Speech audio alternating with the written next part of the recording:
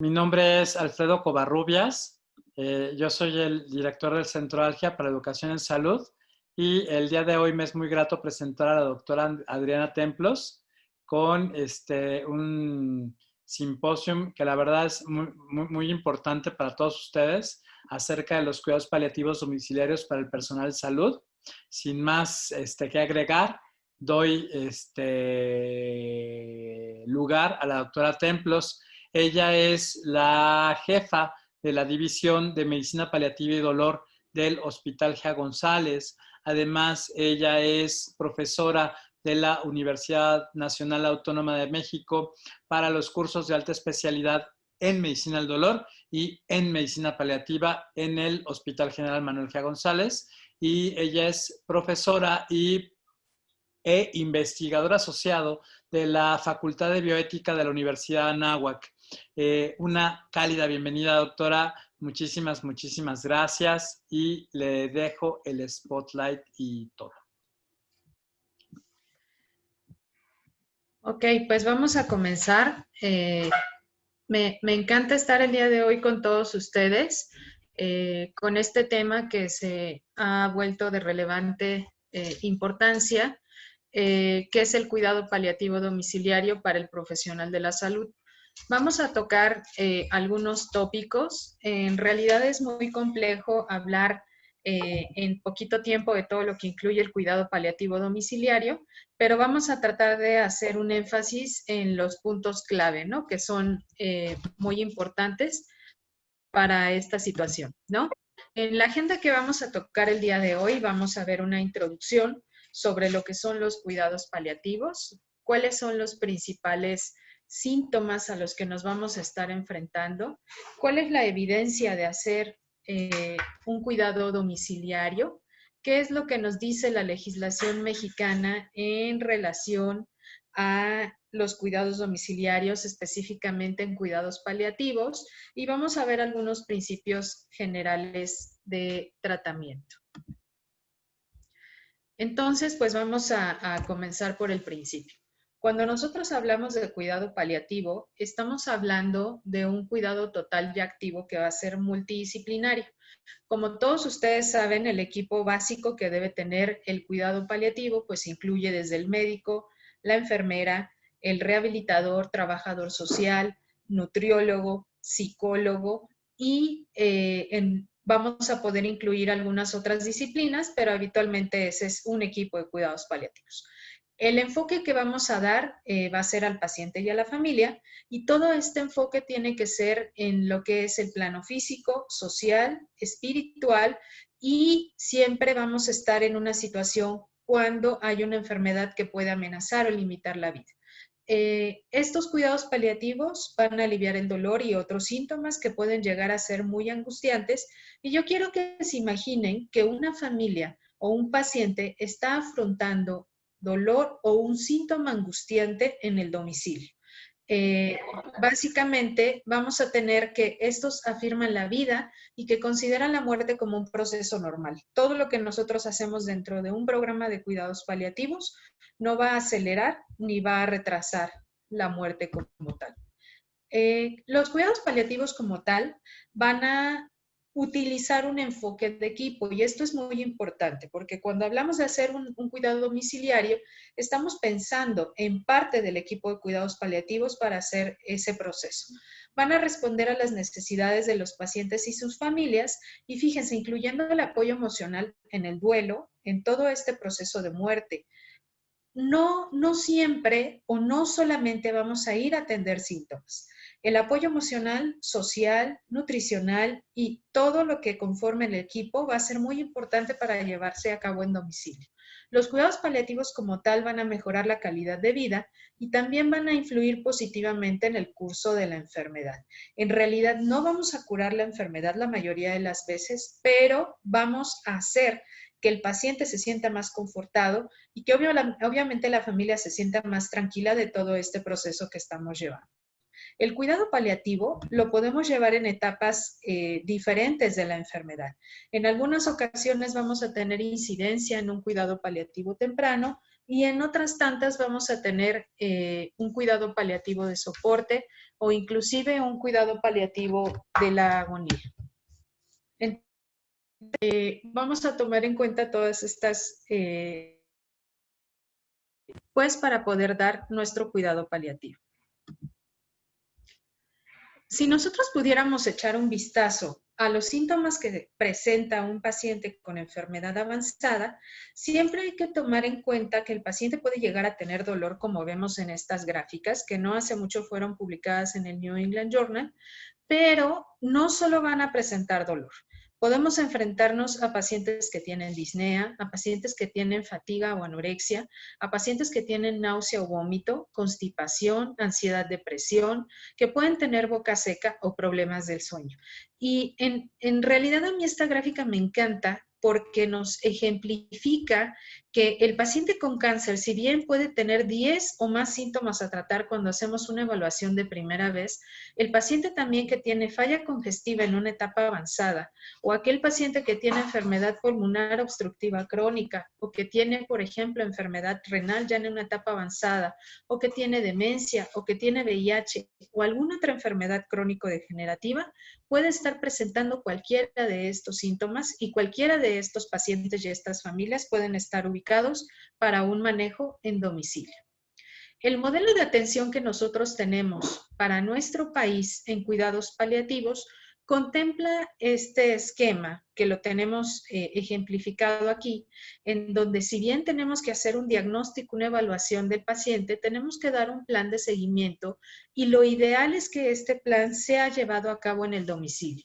Nosotros vamos a poder evaluar al paciente en diferentes áreas. Lo podemos evaluar en un centro de salud, lo podemos evaluar en un hospital o inclusive en una sala de urgencias. Y lo que se prefiere o lo que debería de ser es que esos síntomas de alta o de baja complejidad sean manejados en el domicilio. Y vamos a ver posteriormente cómo es que vamos a hacerlo. El escenario de atención para un paciente de cuidados paliativos puede ser este que les estoy marcando en este recuadro.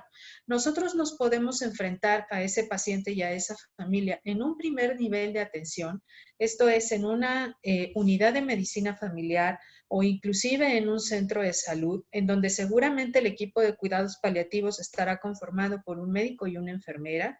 Y bueno, en algunas ocasiones se puede incluir algún otro profesional como un trabajador social o algún psicólogo, pero habitualmente hablamos de un equipo básico. También estamos hablando de un segundo nivel de atención que ya es un hospital general en donde debemos de tener un equipo de cuidados paliativos ya conformado y donde vamos a estar atendiendo síntomas de moderada o de alta complejidad.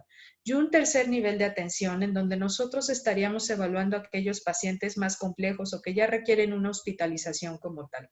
Habitualmente en cualquiera de estos escenarios, primer nivel, segundo nivel o tercer nivel de atención, estaríamos hablando de que al final del día el paciente va a ser referido a una atención domiciliaria. Entonces siempre vamos a contemplar. ¿Quién es quien va a hacer este cuidado domiciliario?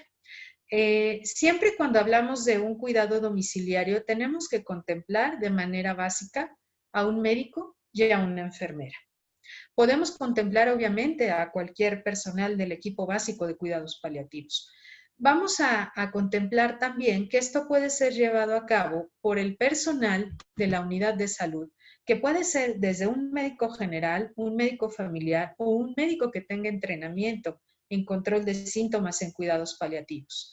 Hablamos de que idealmente, que en muchas ocasiones no sucede así, hay un vehículo oficial que va a estar llevando a este equipo de cuidados paliativos para que se dé esa atención importante en el domicilio.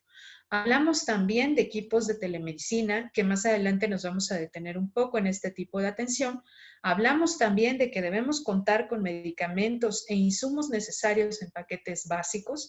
Estamos hablando desde medicamentos opioides, paracetamol, antieméticos, antidepresivos, ansiolíticos, etcétera, etcétera, para poder brindar esa atención. Hablamos también de un consultorio de atención, porque en realidad en muchas ocasiones se tiene que capacitar a la familia para poder dar ese cuidado. desde cómo se va a administrar un medicamento, cómo se va a poner un dispositivo subcutáneo, cómo va a ser posible movilizar al paciente, como lo vamos a ver más adelante. Idealmente deberíamos de tener en ese, digamos, contemplado dentro de esa atención áreas específicas de salas de malas noticias, manejo de duelo, educación a cuidadores. Esto es lo que nos pide la norma dentro del Diario Oficial de la Federación cuando hacemos una atención y que se va a referir al domicilio.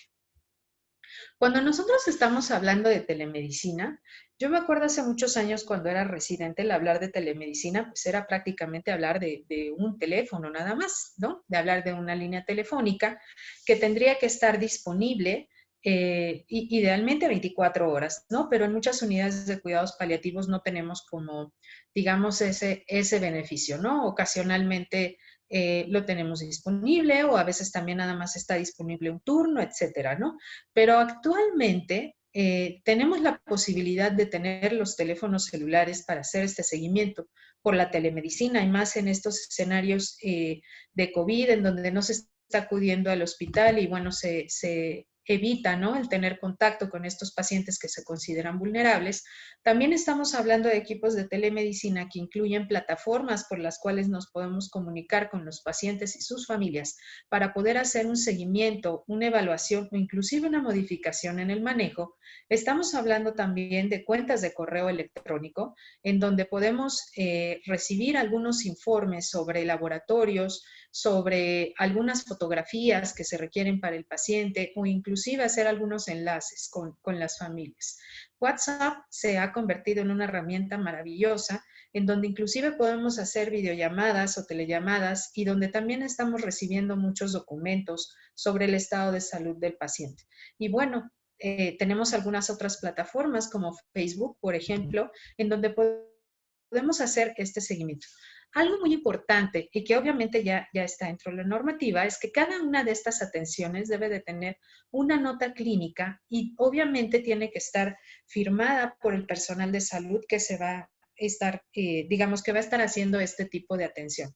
Es muy importante que cada cambio que nosotros realicemos dentro de estas atenciones de telemedicina estén cotejadas en el expediente clínico. De la misma manera, si se recibe alguna información, algún laboratorio, pues preferentemente tenerlo en el expediente y obviamente relatarlo dentro de nuestro análisis y dentro de nuestro plan de manejo. ¿Para qué sirve la asistencia domiciliaria? Bueno, la asistencia domiciliaria tiene muchos beneficios. La asistencia va a proporcionar un alivio a la persona y a los miembros de la familia. Ajá. Siempre vamos a hablar de que el paciente, como lo vamos a ver más adelante, va a estar mucho más cómodo dentro de su domicilio que dentro de un hospital. Y esto va a ayudar muchísimo a reducir el estrés y el cansancio familiar. Cuando un paciente está hospitalizado, obviamente el cuidador o los cuidadores o la familia tienen que desplazarse desde lugares remotos. Obviamente tienen que enfrentar algunas vicisitudes como hacer algunos roles para hacer el cuidado. Obviamente también quien se queda a cuidar, pues puede ser que se quede cuidando al paciente en un sillón, en un sofacama, si tenemos suerte. También muchas veces pues están mal comidos, no han dormido y tenemos muchas situaciones que nos van a ampliar todo ese estrés y ese cansancio familiar. Siempre resulta mucho más cómodo cuidar a un paciente que tiene una enfermedad, que tiene un criterio de terminalidad en el domicilio. ¿Qué más aporta que el paciente esté en una asistencia domiciliaria? Bueno, estos cuidados aportan muchísima seguridad. ¿Por qué? Porque el paciente no está en la cama del hospital, sino que está en su propia cama, con sus propias sábanas, con su propia almohada, está con personal, o bueno, más bien con la familia que realmente conoce, con los alimentos que conoce, con el rol familiar, y realmente ellos se sienten mucho más seguros y se sienten rodeados de un apoyo mucho más cercano que el que se lleva a cabo en el hospital, aún y cuando es con profesionales de la salud. El cuidado domiciliario también mejora la autonomía y mejora la soledad. Y fíjense, habitualmente cada uno de los pacientes que nosotros evaluamos en cuidados paliativos, pues resulta ser el papá de alguien o el hijo de alguien o el esposo de alguien y cumple cierto rol dentro de la familia. Entonces es más fácil cumplir, obviamente, las decisiones y todos los procesos dentro de la casa en un marco de autonomía, y obviamente resulta mucho más fácil estar acompañado que si estamos en el hospital. Entonces, estos son unos beneficios que son invaluables dentro de lo que es la atención domiciliaria. Una de las prioridades que persigue obviamente la atención en domicilio es mejorar la calidad de vida. Ajá. Mencionábamos al inicio que el cuidado paliativo, pues realmente, si bien no mejora esa curación de esta enfermedad terminal a la que nos estamos enfrentando, sí mejora la calidad de vida. El cuidado domiciliario debe de incluir una serie de atenciones integrales, obviamente dentro del cuidado. El paciente que se va a ir a domicilio necesita tener todo un plan de cuidados. Y a la vez, una parte muy importante es que podamos respetar las decisiones y que se cuide también el entorno, como lo vamos a ver más adelante, y pues se va a generar menos estrés.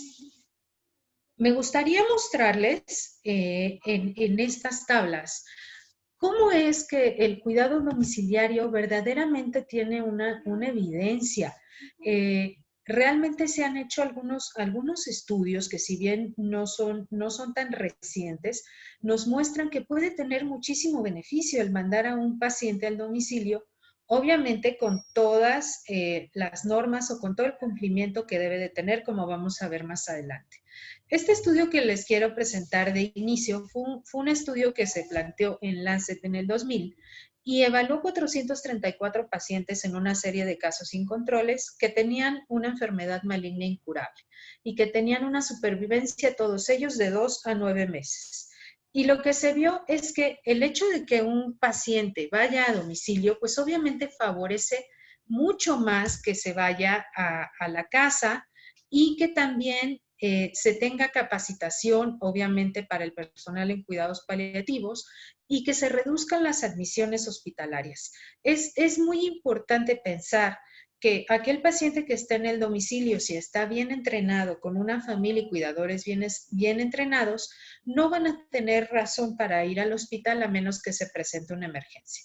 También tenemos otro estudio que fue una revisión sistemática de 3 ensayos controlados y 7 revisiones sistemáticas, en donde se vio que hay una mejor calidad de vida del paciente con una reducción de la tensión agresiva al final de la vida. Fíjense, esto es muy importante porque en muchas ocasiones, cuando el paciente está en el hospital, es imposible en ocasiones el poder cuidar, decimos nosotros, las manos del personal de salud para hacer algunos procedimientos como la colocación de catéteres, intubación, reanimación, o hacer algunos procedimientos invasivos que en ocasiones llegan a ser ya prácticamente futiles. Entonces se llega a disminuir con la estancia en el domicilio, obviamente la estancia hospitalaria, se mejora la carga del cuidador y también tenemos un mejor mantenimiento del cuidador. Y la calidad de vida se mejora, reduce el costo médico y además hay satisfacción del paciente y la familia. Hay muchos estudios, en México no los tenemos, pero se ha demostrado de una manera muy importante que un paciente que va a domicilio dentro de un programa de cuidados paliativos reduce inclusive hasta un 30% de lo que serían los gastos si se realizara el cuidado dentro de un hospital, y obviamente mejora la calidad de vida. Cuando nosotros hablamos de la atención domiciliaria, no todos los domicilios son iguales.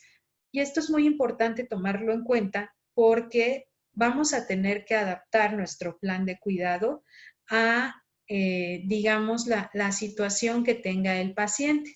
En algunas ocasiones llegamos a tener, obviamente, domicilios que pues están muy confortables, que tienen una cama grande, que tienen pues una sala donde pueden estar los familiares, donde se puede hacer el cuidado de una manera perfecta sin tener mayor complicación. Pero déjenme decirles que en muchas ocasiones, y al menos seguramente a cualquiera de nosotros nos ha tocado, el paciente resulta que vive en un quinto piso, a lo mejor no hay elevador y solo hay escaleras, y entonces hay que hacer traslados muy grandes. Tal vez el paciente ya ha perdido funcionalidad, o en ocasiones, pues quien cuida no tiene capacidad de subir tantos pisos en tantas ocasiones, ¿no?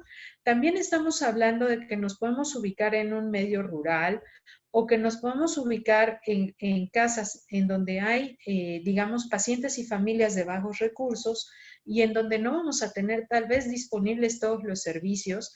Y esto es muy importante que nosotros lo investiguemos en conjunto con nuestra trabajadora social para poder adaptar el plan de cuidados que vamos a tener. En muchas ocasiones, lo que nosotros estamos recomendando no va a ser lo mejor para el paciente en esta situación. También es muy importante tomar en cuenta que dentro de los cuidadores de enfermos vamos a tener variables, ¿no? Podemos tener aquel enfermo que a lo mejor tiene una enfermera o que puede contratar algún cuidador y obviamente la situación se hace mucho más fácil porque ya es un cuidador entrenado. Pero también podemos tener aquel paciente en donde el cuidador se convierte en alguien que es parte de la familia, que habitualmente llega a ser la esposa, llega a ser una hermana o llega a ser una nuera. Habitualmente llegan a tener recursos socioeconómicos bajos o estudios bajos y a ellos van a ser a quienes vamos a tener que capacitar en el cuidado. En muchas ocasiones, si no me dejarán mentir, vamos a tener cuidadores que llegan a ser niños y entonces vamos a tener que tener, digamos, todos esos cuidados con la familia, porque se pueden llegar a presentar algunas situaciones importantes y pues los niños muchas veces no pueden hacer frente a todo esto. No hace mucho en nuestro servicio, por ejemplo, tuvimos a un paciente que tenía un síndrome de vena cava, obviamente con un riesgo muy importante de llegar a fallecer, y su cuidador era un adolescente de 13 años. Tuvimos que hablar con la familia para que obviamente se buscaran los medios y los recursos para que un adulto estuviera al frente de ese cuidado en esos últimos días que quedaban a esa paciente que tenía cáncer de mama. También nos podemos estar enfrentando a situaciones diversas, situaciones diversas como que los cuidadores pueden no tener como tal una instrucción. En muchas ocasiones no saben leer, no saben escribir y nosotros nos vamos a guiar de un diario de síntomas en donde podemos anotar las mejores instrucciones, pero el familiar puede ser que no sepa leer y entonces no pueda llevar a cabo todos los cuidados que nosotros estamos diciendo. En muchas ocasiones también podemos mandar algún medicamento que sea muy caro y que a lo mejor sea el más fácil o el más práctico para poder controlar algún síntoma, pero de igual manera la familia no tiene para poder pagar ese medicamento.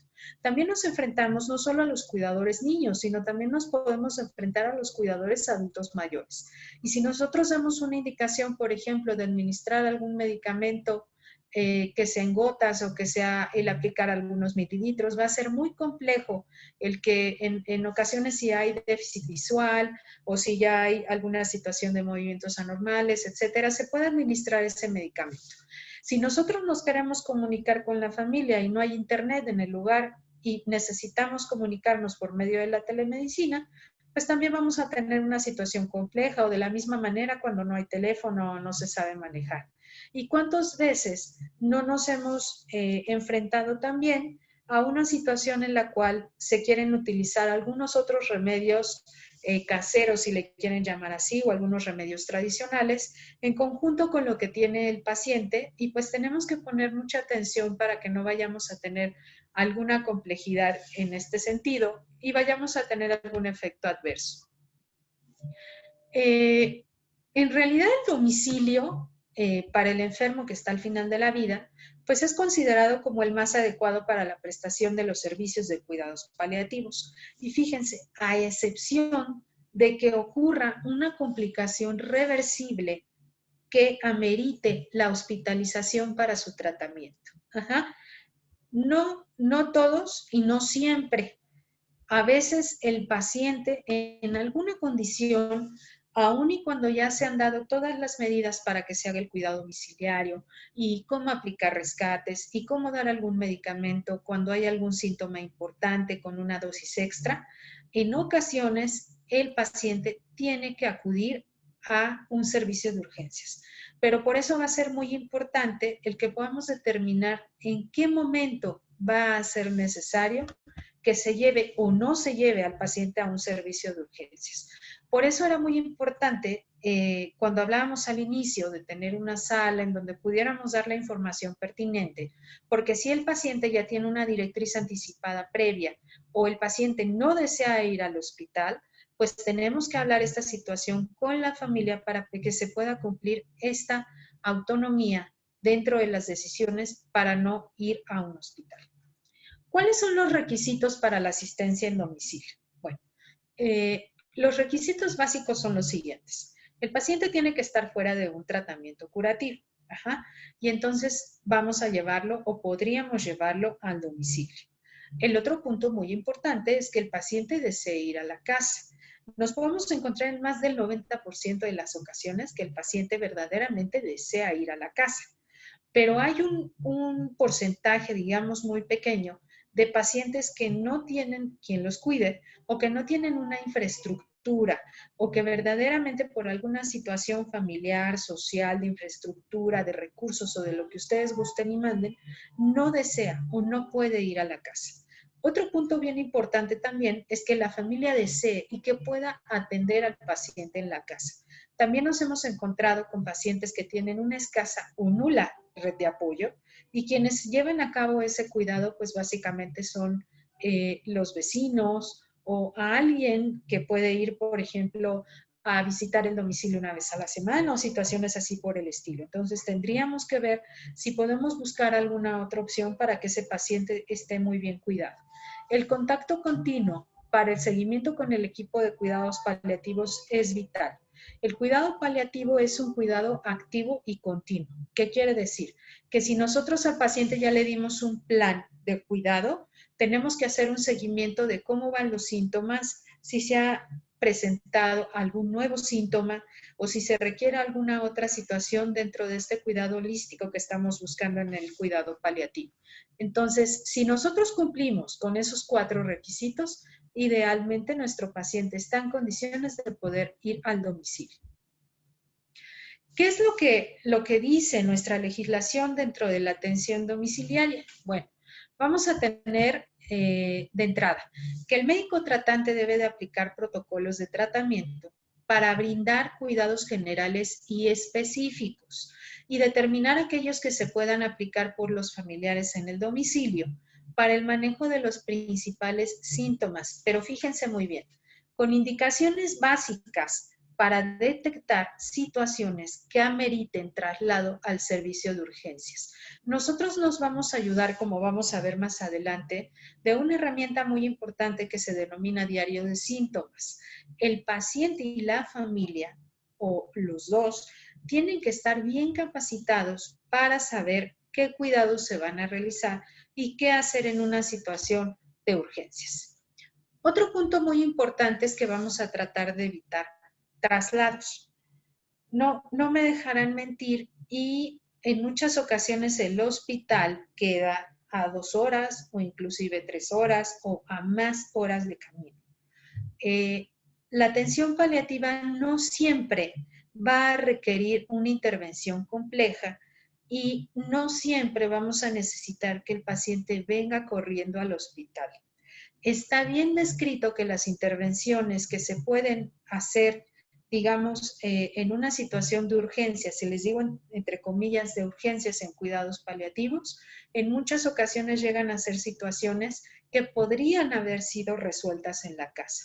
Desde una situación de aplicar un medicamento, una dosis de rescate de medicamento, el hacer un cambio de medicamento y que podríamos haberlo hecho tal vez vía telefónica o algún procedimiento sencillo que no requeriría un traslado y obviamente todo lo que esto implica. Entonces, siempre se tiene que tener a la mano una herramienta para que la familia y el paciente sepa cuándo sí debe de trasladar al paciente a un hospital y a un servicio de cuidados paliativos o a un servicio de urgencias. ¿Qué más es lo que debe de tener este cuidado domiciliario? Bueno, debemos de explicar detalladamente las causas de los principales síntomas que se prevé que puedan presentarse en términos claros. Y repito, en términos claros, porque muchas veces nosotros decimos algo que la familia y el paciente no nos entendieron o lo entendió diferente. Y que el enfermo en situación terminal y sus familiares puedan comprender. así como los fármacos y los esquemas terapéuticos a administrar. Si nosotros hablamos, por ejemplo, de que el paciente se va a ir a domicilio con un dispositivo subcutáneo y que va a estar, por ejemplo, administrándosele al paciente morfina o a lo mejor buprenorfina por medio de una aguja, por una jeringa, perdón, de insulina y que tenemos que administrar 2 unidades. A lo mejor cualquiera de ustedes lo entendería, pero el familiar probablemente, si es la primera vez que hace este cuidado o no está capacitado, no lo va a entender. Entonces, siempre es muy importante utilizar el lenguaje más claro, las estrategias inclusive didácticas. Nosotros, por ejemplo, llegamos a marcarles inclusive la jeringa de insulina o ponerle dibujada la jeringa en la libreta o en el diario de síntomas, o llegamos, por ejemplo, a poner algunas fotografías, o sea, somos como muy gráficos en el entendido de que puedan administrar adecuadamente los medicamentos. A veces, por ejemplo, les ponemos que tienen que administrar rescates cuando hay dolor y cuando se necesita una dosis extra y que a lo mejor pueden ser administrados cada hora. La familia luego a veces no entiende y administra esos rescates más la dosis base del medicamento. Entonces tenemos que ser muy claros y pedirle a la familia que verdaderamente nos repita lo que está entendiendo para poder saber que se va a hacer un buen cuidado. Otro requisito que también nos marca el Diario Oficial de la Federación es que haya un número telefónico o unos números telefónicos de contacto para poder recibir esa asesoría ante una crisis médica, ante una crisis emocional o ante una crisis de cualquier otra área. A lo mejor nuestro paciente tiene una sonda colocada y se salió, se movió del lugar, pues bueno, nos pueden hablar para ver de qué manera se puede ayudar o si definitivamente tiene que venir al hospital. Si hay alguna situación, por ejemplo, en algún dispositivo subcutáneo o en la aplicación de algún medicamento, o inclusive si el paciente está experimentando algún síntoma emocional como ansiedad, depresión, etcétera, nos pueden llamar y podemos ver de qué manera se puede resolver. No siempre se pueden resolver las atenciones vía telefónica, pero bueno, se deben de redirigir. Otros contactos que podemos utilizar, bueno, por telemedicina, por WhatsApp, por email, por plataformas, en donde les comentaba hace un rato, se pueden llegar a pedir fotografías, podemos llegar a tener contacto con el paciente por vía la pantalla de la computadora, etcétera, ¿no? Vamos a ayudarnos con todas estas herramientas. Y bueno, también tenemos actualmente, ahora en el contexto de la pandemia, algunas herramientas digitales que inclusive vamos a poder estar distribuyendo por medio de los teléfonos, por medio del email o por medio de algunas otras plataformas para que nos podamos ayudar en este control de síntomas. Yo les quiero presentar una herramienta que vamos a empezar a correr en nuestro hospital, ahí en la División de Cuidados Paliativos, para que nos podamos dar una idea de toda la revolución que tenemos dentro de lo que es la telemedicina y que nos pueda apoyar a la asistencia en el domicilio. Entonces vamos a tratar de ponerlo.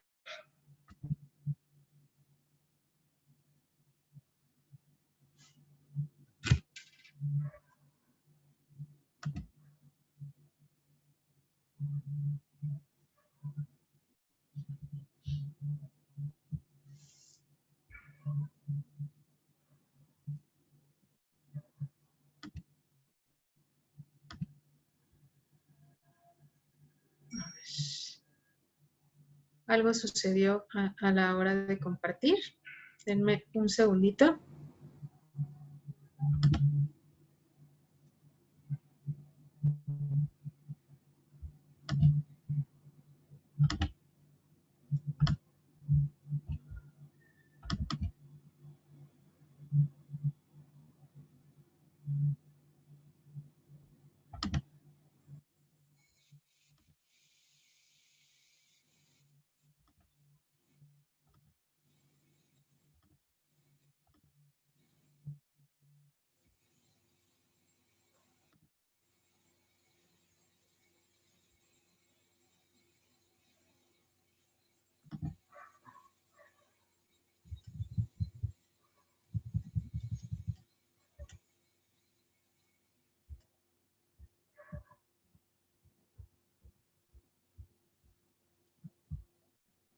Ok.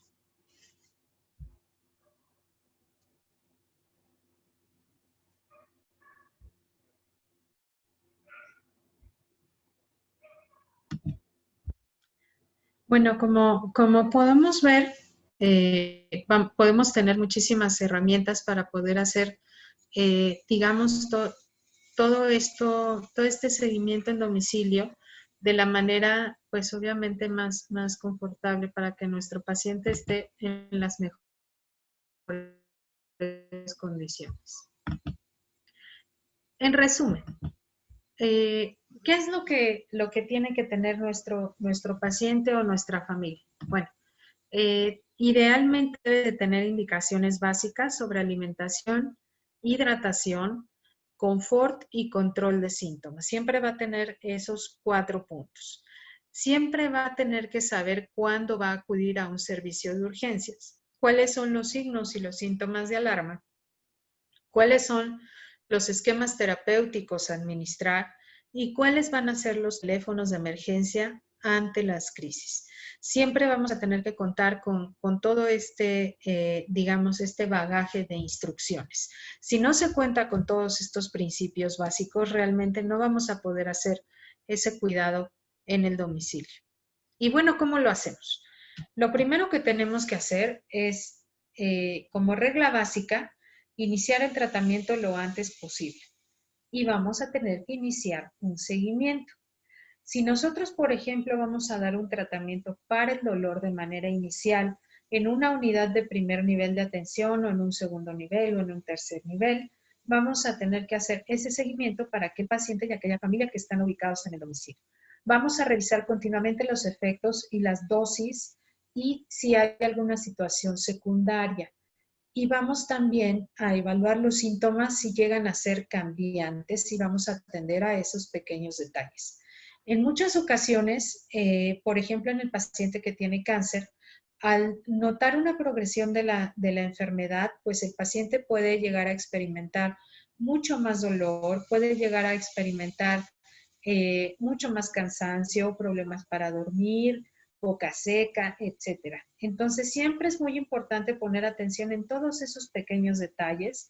Si, por ejemplo, el dolor es en la mañana, o más en la tarde, o más en la noche, o si tiene complejidades para poder dormir, si tiene algún efecto secundario o adverso con la medicación que estamos dando, y si estos síntomas van cambiando.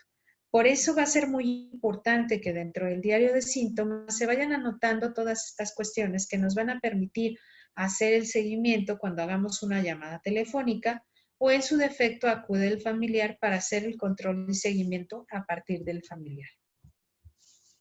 Otro punto muy importante es que se seleccione el tratamiento que se haga una posología fácil y siempre vamos a procurar mantener la vía oral y valorar un tratamiento individualizado. Probablemente el mejor tratamiento para curar o para manejar el dolor en un paciente que tiene cáncer sea la morfina, pero probablemente no la tenemos disponible o el paciente no tiene lugar para adquirirla o está en un lugar alejado de la comunidad o tal vez tiene algún otro medicamento disponible. Entonces vamos a procurar que ese paciente esté lo más confortable y que la familia maneje los medicamentos de la mejor manera.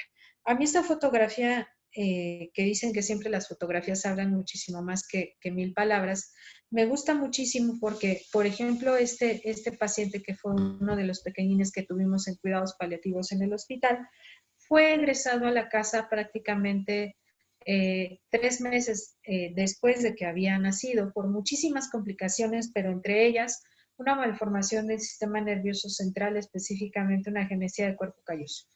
Y bueno, si ustedes alcanzan a ver aquí, el paciente tenía traqueostomía, dependía completamente de oxígeno y realmente era muy, muy complejo el poder administrar una vía oral en este paciente. Entonces, además la mamá era una madre adolescente, no había una buena red de apoyo y pues el chiquitín tenía dolor. Entonces, realmente después de quebrarnos la cabeza muchísimo para poder ver cómo íbamos a dejar un esquema de analgesia, decidimos dejar parche de buprenorfina. Y si ustedes alcanzan a ver aquí, bueno, era digamos, un fragmento muy pequeño del parche con el que fue posible controlar el dolor a este paciente e inclusive poder controlar disnea, aunque realmente la literatura no nos decía que era la mejor opción. Pero fue el esquema que mejor acomodó a este pequeño en esta situación que vivía la familia. Siempre es muy importante evitar la polimedicación. En muchas ocasiones, por darle el beneficio a la familia de que tenga un buen control de síntomas, mandamos un esquema de medicación muy complejo. Llegamos a mandar más de 5 medicamentos y obviamente el estar administrando diferentes medicamentos en diferentes horarios resulta muchísimo más complejo para una familia que el administrar 1 o 2 medicamentos. Todos nosotros sabemos que algunos medicamentos de los que nosotros utilizamos pueden tener mejoría o beneficio para el control de un síntoma o de 2 síntomas o inclusive 3 síntomas. Entonces vamos a tratar de hacer un esquema individualizado en donde utilicemos el menor número de medicamentos posibles. Y siempre es muy importante estar al pendiente de si el paciente está tomando otros medicamentos. En esta fotografía yo les muestro algunos medicamentos que tienen que ver con la homeopatía y que fueron utilizados por una paciente que estaba siendo controlada de dolor por un tumor de ovario que ya prácticamente era inoperable y que posteriormente empezaba a tomar este tipo de medicamentos después de llevar un control de dolor bastante estable, empezó a presentar delirium, empezó a presentar náuseas y empezó a tener algunas otras complicaciones. Entonces, realmente nosotros no nos explicábamos por qué había ese descontrol del dolor, pero al observar, obviamente, aquellas gotitas que le había mandado algún primo, obviamente para brindarle el beneficio de que tuviera más hambre y de que no estuviera bajando más de peso y que estuviera más controlada aparentemente, pues en realidad lo que nos hizo fue que tuviéramos muchos efectos adversos, ¿no? Entonces, siempre es muy importante pedirle a la familia o al paciente que nos muestre si está tomando algún otro tipo de terapia para evitar precisamente esto, ¿no? Que se estén tomando muchísimos medicamentos. Siempre es muy importante guiarnos con algo que nosotros denominamos diario de síntomas. El diario de síntomas hoy por hoy es una herramienta muy importante dentro del cuidado paliativo y el diario de síntomas puede ser una libreta que vamos a utilizar como bitácora para poder ir administrando o regulando cómo se van a dejar esas instrucciones, ¿no? Se puede utilizar cualquier libreta que sea al gusto del paciente o algunos formatos que ya están dentro de los hospitales, pero debe de contener los siguientes rubros. De entrada, el nombre del paciente, de quién es ese diario de síntomas, para una vez que acuda a la visita en el hospital, obviamente no vayamos a generar alguna confusión. Siempre debe de contener los números de emergencia y siempre es importante medir dentro de una escala sintomática cómo es que van evolucionando estos síntomas. La escala de esas es una escala que nos va a ayudar muchísimo a ir midiendo estos síntomas y cómo van evolucionando día a día, si van mejorando o si van empeorando. También es importante tener un listado de síntomas adicionales. En ocasiones llegamos a tener algunas otras situaciones de manera individual, como por ejemplo lo que es el líquido de ascitis en cavidad abdominal, o llegamos a tener alguna secreción importante. Entonces vamos a tener que irlas midiendo y irlas anotando de manera consecuente. Siempre es muy importante anotar el síntoma, el medicamento para control de ese síntoma y la dosis. Y también es muy importante anotar si hay que aplicar rescate, si esto va a ser necesario. La familia y el paciente casi siempre se van a habituar más a decir, es que el tramadol es el medicamento del dolor, a simplemente saber que ese medicamento lo van a tener que administrar. Si la familia sabe para qué es ese medicamento, muchas veces van a poder ir ajustando ese medicamento y obviamente aplicar rescates que sean necesarios o las dosis extras. También es muy importante solicitar que anoten situaciones extraordinarias. Ajá. Si hubo alguna situación extraordinaria, como por ejemplo, no sé, náusea, vómitos, si hubo diarrea, o si hubo alguna situación de cefalea, no sé, alguna situación extra que se vaya presentando dentro de la atención domiciliaria. Siempre es muy importante que anotemos los cuidados médicos, sí, todos los medicamentos que se van a utilizar, pero también los cuidados de enfermería, que en muchas ocasiones requieren cuidados de catéteres, osteomías, inclusive algunas líneas vasculares, dispositivos cutáneos, cuidados de fisioterapia, que también van a ser muy importantes, que el paciente tenga este plan de cuidados. Si hay alguna situación de trabajo social, simplemente desde la papelería que se va a utilizar, por ejemplo, en caso de que haya una defunción o alguna situación de este estilo, la dieta, que también se considera, al menos en nuestro país, un pilar fundamental, ¿no? Dentro de lo que es el cuidado para un paciente que está enfermo. Algunos síntomas psicológicos de alarma, obviamente después de hacer una evaluación al paciente y a la familia, pues vamos conociendo cuáles son los factores de riesgo para presentar tal o cual síntoma. Y algo que nos ayuda muchísimo es el proporcionar folletos. Los folletos obviamente tienen que ser muy amables a la vista, el explicarlos frente al paciente y no solamente entregarlos y decirle, bueno, lléveselo ya y lo lee en la casa, ¿no? Simplemente decirles, bueno, si usted llega a tener esta situación, por favor, ocúpelo. La escala de síntomas de Edmonton, que incluye, como su nombre lo dice, ¿no? Los principales síntomas que vamos a estar evaluando al paciente mientras está en la casa, pues obviamente es imprescindible decirle a la familia que sepa cómo irlo evaluando. Habitualmente nosotros lo vamos registrando dentro de una cuadrícula y pues bueno, 0 va a ser el menor síntoma y 10 va a ser el peor síntoma, ¿no? O el mayor síntoma.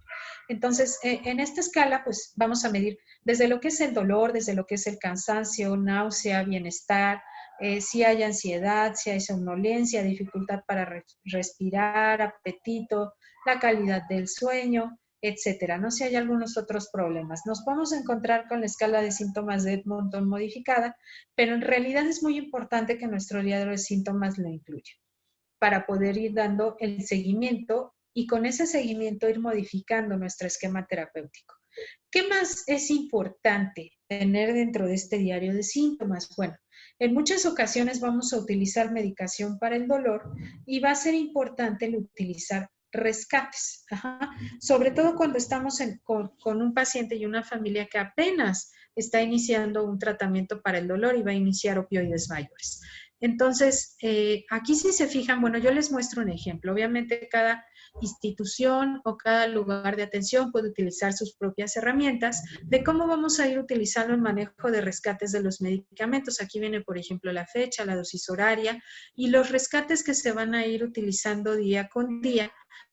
Y al final, pues para poder ir a hacer su esquema de manera individual. Entonces, aquí viene, por ejemplo, ¿a qué le llamamos una dosis de rescate? Bueno, son dosis que se van a tomar en caso de dolor entre un horario y otro. y vienen aquí algunos ejemplos de cómo se van a ir tomando esos rescates. También con esta hoja o con este gráfico nos podemos ir ayudando para que el paciente pueda tener una buena guía dentro del manejo en domicilio.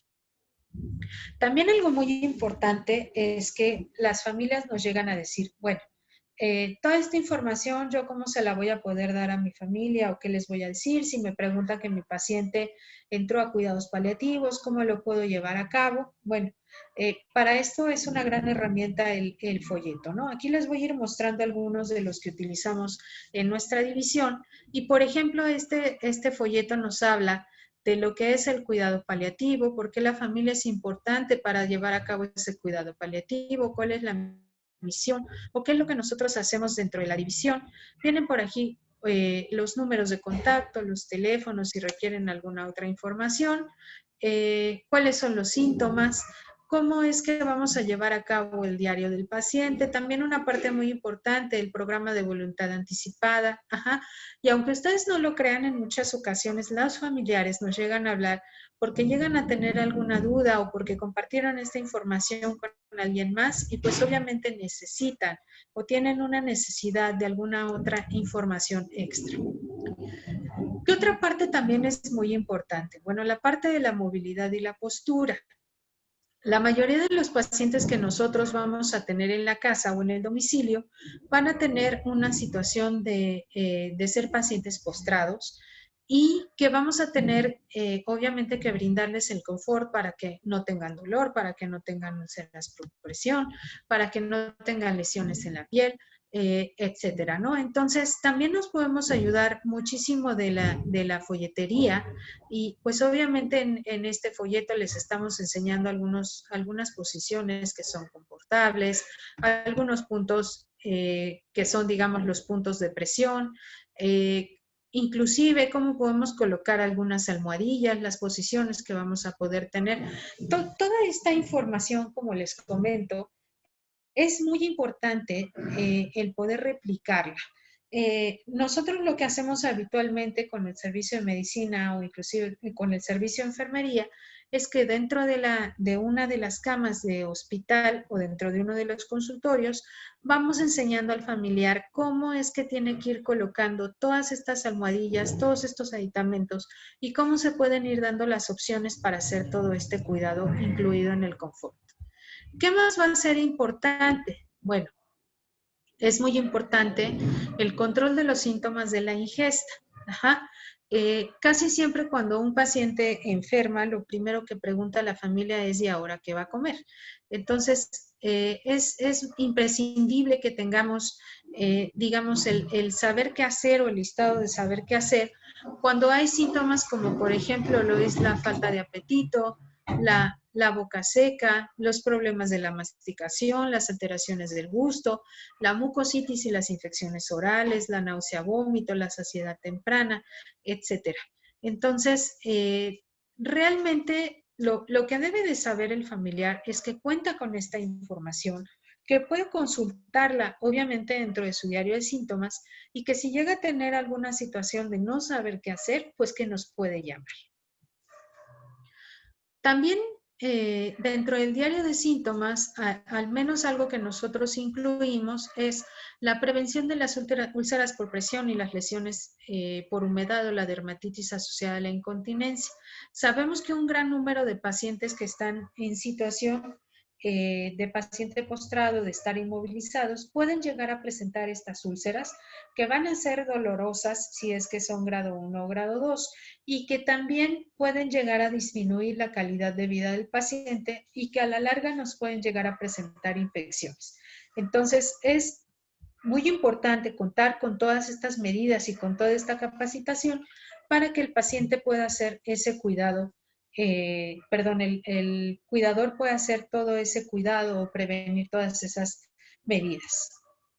¿Qué más también va a ser importante y que tiene que llevar ese diario de síntomas? Bueno, la importancia y la limpieza de lo que es la limpieza del cuerpo, la limpieza de la cavidad oral, que tiene mucho que ver con la dignidad del paciente y con el confort.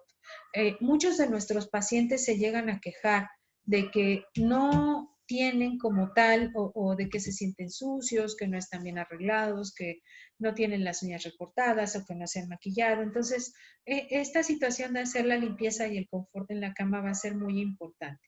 Nuestro diario de síntomas va a tener que incluir todas estas medidas de cómo se tiene que hacer ese baño en la cama o ese cepillado de dientes. Y pues obviamente esto va a ser para evitar infecciones como son las lesiones orales, infecciones en la boca seca, que los alimentos cambien de sabor, etcétera.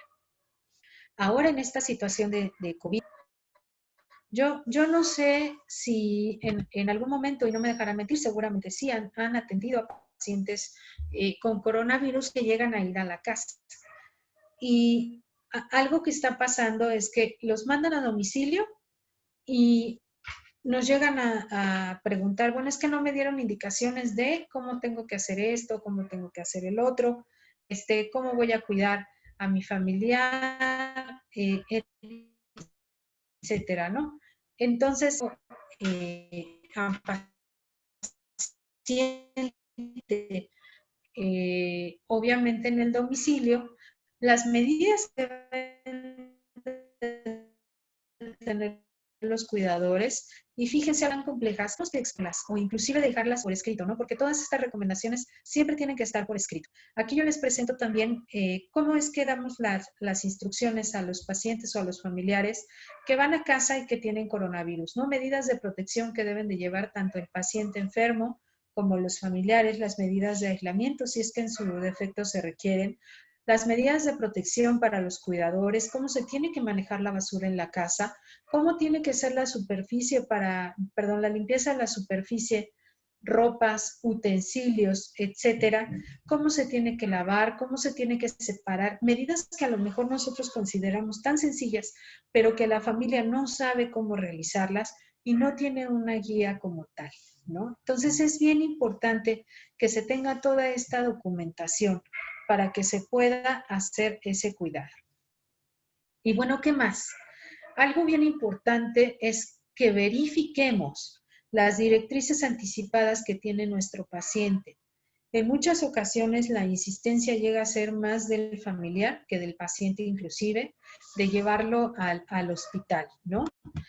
Tenemos que verificar si el paciente ha decidido ya no acudir más al hospital o si ya no quiere ser intubado o si ya no quiere algún procedimiento para obviamente guiarnos en ese contexto y decir a la familia, bueno, es que su familiar ya no quiere ir al hospital y entonces vamos a hacer esta otra maniobra para obviamente dejar un plan de acción.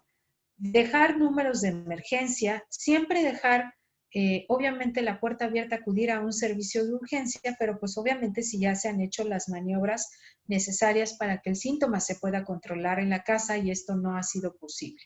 ¿En qué situaciones va a tener que acudir un familiar a un servicio de urgencias? Bueno, en situaciones cuando hay dolor descontrolado, donde ya se dieron los rescates y donde definitivamente no podemos hacer un buen manejo de ese dolor. Cuando hay una situación, por ejemplo, de sofocación, podría el paciente o no acudir al hospital, dependiendo de las directrices que se estén manejando, hemorragias masivas, convulsiones, claudicación familiar, pero por eso siempre les pongo aquí desde el inicio, vamos a verificar cuáles son las directrices anticipadas y si verdaderamente el paciente necesita asistir al hospital o si el manejo lo vamos a hacer en el domicilio. Si el paciente definitivamente ya no quiere acudir al hospital y llega a tener una situación de sofocación, por ejemplo, por un tumor en cuello, vamos a tener que dejar de emergencia aquellos medicamentos para que se pueda ser controlada esa situación de disnea, esa situación de angustia o inclusive un esquema de sedación paliativa. Y bueno, les dejo aquí mi correo si tienen alguna pregunta. Quise presentarles los tips o las cuestiones básicas que debe de contener todo lo que sería un diario de síntomas y pues obviamente que lo puedan tener contemplado y qué es lo que nos dice la legislación como tal. Todo esto es lo que va a tener que contener ese esquema de cuidado en el domicilio y pues la idea es brindar una buena calidad en la atención y pues obviamente que los cuidadores estén bien entrenados. Muchísimas gracias. No, muchísimas gracias a ti, doctora Templos. Sin duda alguna, no me queda ni la más remota duda que la labor que están ustedes realizando todos los días es una labor encomiable y en especial la atención que están recibiendo pues, los enfermos con COVID y pues la atención domiciliaria y las recomendaciones de los pacientes siempre van a ser algo con lo que los profesionales de la salud vamos a tener que trabajar día a día y más en este sentido donde ya los cuidados paliativos son obligatorios, son una realidad y pues hay que entrarle, ¿no? A todo eso. Me gustaría ver si alguno de ustedes tiene alguna pregunta para la doctora Templos.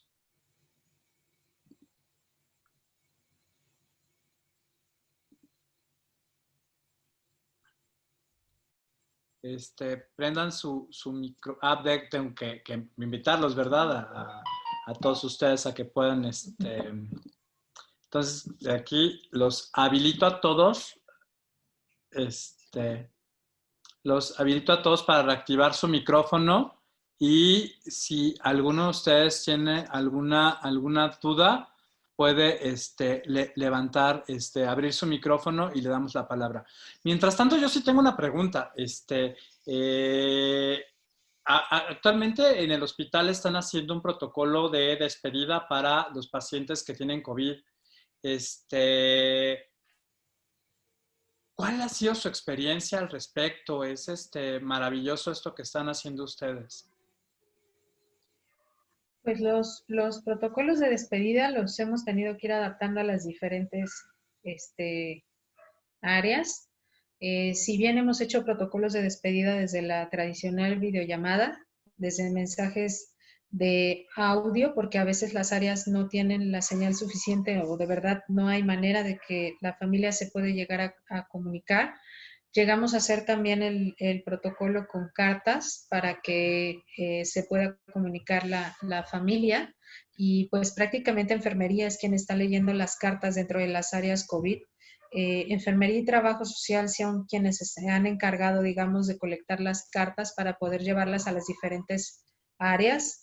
Y también algo que se está haciendo, y obviamente esto lo hace el área de psicología, pues es una despedida simbólica, si así le quieres llamar, para cuando no hay alguna manera de hacer ese protocolo de despedida o la familia no desea hacerlo, se llega a hacer inclusive con algunas fotografías, por ejemplo, y pues obviamente todo esto bajo el cuidado del área de psicología y de trabajo social. Realmente son escenas muy, muy crudas, el ver, por ejemplo, cómo se despide un familiar digamos, de su paciente cuando lo van a intubar y bueno, ya sabemos que en muchas ocasiones el paciente no llega a sobrevivir, pero algo que sí es muy importante es que se hace seguimiento telefónico y que obviamente se está haciendo ese seguimiento a la familia, al domicilio. Y pues bueno, hace un ratito les mostré una herramienta de un video sobre el duelo, que es una de las herramientas que utilizamos para el seguimiento a domicilio y que estamos implementando ahora en esta época de pandemia. No, pues impresionante todo esto y pues como nadie se anima a hacerte más preguntas, pues las voy a hacer yo. Dentro de lo que es el manejo domiciliario, finalmente aquí tenemos muchos profesionales de la salud, muchos de ellos se encuentran en formación, muchos de ellos no vienen del área médica. Entonces, dentro del manejo domiciliario, ¿cuál es el reto más importante que tengo yo como profesional de la salud? El paciente y la familia entienda las instrucciones y las pueda replicar. Yo considero que ese es el reto más importante, porque si tú das una instrucción y no supervisas que sea bien realizada, de verdad nos vamos a encontrar con unas situaciones pavorosas de cómo se administran los medicamentos por otras vías que no eran, o en los miligramos que no eran, o en los horarios que no eran. Ajá. Entonces, el hecho de que podamos verificar que la familia está llevando al pie de la letra esas indicaciones y que podamos ver replicado ese cuidado, ya llevamos más de la mitad del camino avanzado.